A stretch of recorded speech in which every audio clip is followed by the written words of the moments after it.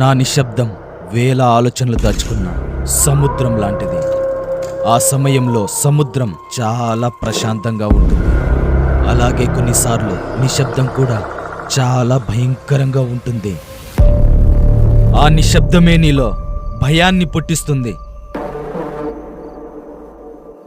ఆ నిశ్శబ్దమే నిజాన్ని నిర్ధారిస్తుంది.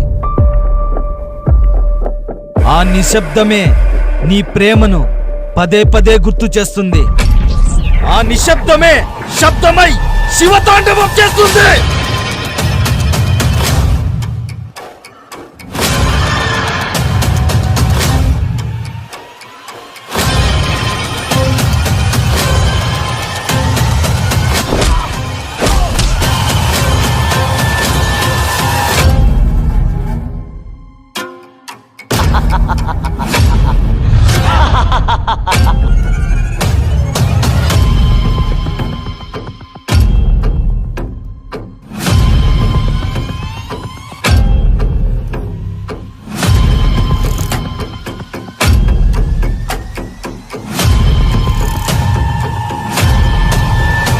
మృత్యువు నుండి ఎవ్వరూ తప్పించుకోలేరు.